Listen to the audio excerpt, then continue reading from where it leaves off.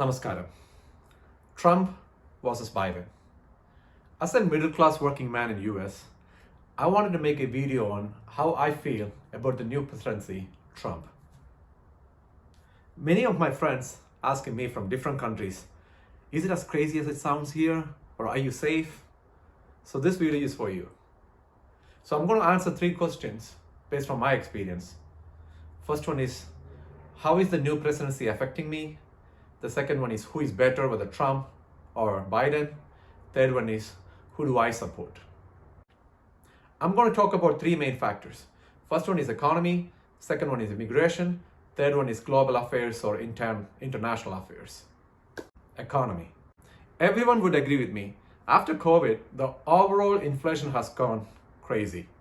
For a middle-class man like me, who works every day to feed his family, the most important things when it comes to economy is rent and groceries. And when you look at the rent, 10 years back, I still remember I used to rent apartment 2-bed, 2-bath for $650 or $700. The same apartment after 10 years in 2025, it costs around $1,600 or more. That is double. And if you look at the groceries, the same thing. It's maybe crazier. And I can actually prove that in just one example. If you're someone who pay attention to your groceries, the payment, or the cost about everything, you would understand. So who else remember paying less than $1 to buy 12 eggs, a dozen of eggs? It was not like 20 years back, it was few years back. But now it's like at least $5 or more. That is 5-fold. So if you look at the salary, what's happening? I'm not talking about the people who get a lot of money like salaries or who has businesses, or the people who don't make any money at all. I'm talking about the middle class family. Our salary or my salary stayed the same, but the expenses went up. So it's hard to catch up. What happens? You end up broke. Now, if you look at the first question, how is it affecting me? Every way. My rent, groceries, shopping, my lifestyle, it's affecting every way. Now, if you look at the second question, who is better? Well, we had 4 years of Trump presidency. We had 4 years of Biden presidency. I didn't feel any change. I only feel the change when it's time for the election, the gas price goes down. And once the election's over, it goes up again. So for people like me, a middle class, it didn't make any difference. Again, Trump or Biden might have helped people who makes a lot of money or the wealthy people, but not for me. Immigration. See, I'm a person who came to this country legally. So as a person who came to this country legally, I support legal migration. And that doesn't mean that the people who have been here for years, who are born here, who pay taxes to this country, should be deported overnight. But if you take my case, I was married almost 4 years back. And I filed for my wife and my kid in 2021 to move from UK to US, and they're still not here. So for a person who actually paid his dues, follow all the legal procedures, paid all the documents, gave all the documents, and waiting more than 3 years, still the family is not here. So when I look at the border, people are just walking in. It's really frustrating. So the other day, Trump is actually deporting a lot of people to different countries. And there was a plane who actually landed in India with, I guess, over 100 illegal migrants. So the Indian media was going crazy about it, that why would he do that? So my question is, what happens if 100 people from China or Pakistan come to India and stay illegally? Would you do that? Or would you be okay with it? No.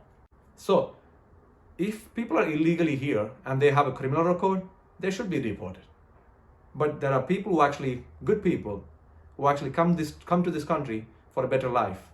For those people, it should be dealt in a different way, not with shackles or handcuffs.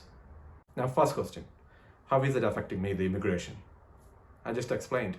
I filed for my family 3 years back and they're still not here. I'm wasting my money, time, energy, everything. And who is better? Well, they both are on 2 different extremes. Biden is on one extreme where he's very soft, not worried about the immigration. People are just walking into US like it's a park. On the other side, we have Trump, who is really extreme on illegal immigration, where he actually catch anyone and anybody and send them back or deport them, saying they're all criminals. So I wish there was someone who is in the middle, who actually respect the people who come here illegally for a better life, also who actually support legal migration or speed up or have a better idea, but we don't have that. global affairs. So when I say global affairs, it's about the peace in the world. So we were just going through two wars. One is Israel and Hamas, Ukraine and Russia. See, back in the day, US was called the world policing or world police. We had an upper hand on all the other countries. So if anyone or any country decide to actually invade or go into war, they always used to think twice because they wanted to find out what is America's stand. But what happened when Biden became president? He was so soft that people didn't care. They didn't care about America's stand. They would just attack and start a war. But now that Trump is president, all the other countries will think twice because Trump is unpredictable. So nobody knows what he's going to do next. So why is global peace important? Because it does affect the first two major areas I explained, the economy and immigration. For example, when there is a war like Ukraine and Russia, we get a lot of wheat from Ukraine. So because of the war, we were not getting all the goods. So the price went up. So the inflation go up and everything gets expensive. On the other hand, immigration, same thing. When there's a war, people are killed, they lose their homes, their village, and their family. So they end up actually migrating to different countries. So the global peace does affect both economy and immigration. Also, you can look at the dollar value. So towards the end of Biden presidency, you can see that if you look at the value of the gold, it was hitting high every week. The reason is when the other countries think that the US economy is doing bad or it's actually going to crash, they will start actually collecting gold than dollars. So the value of the dollar stay the same, or it actually grows only very slow. But the gold goes up. But when Trump became president, at the same time, the gold crashed and the dollar started going up. So what happens is when Trump became president, the other countries started thinking the American economy was going to go up. They started collecting dollars because everything is dollar based, right?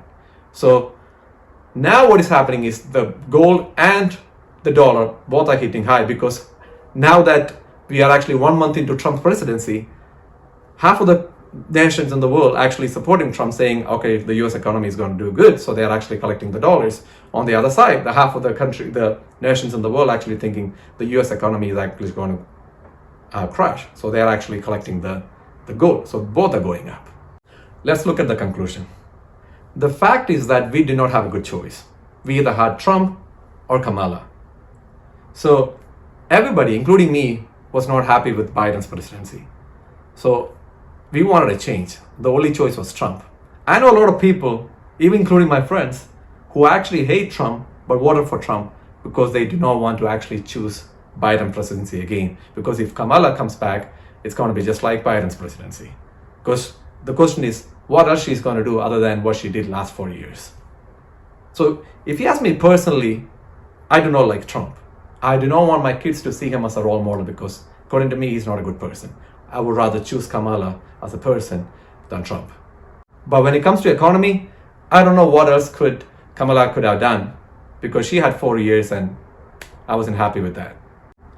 Now that Trump is president, all I'm hoping is three things. First one is better economy, better immigration policy, and global peace.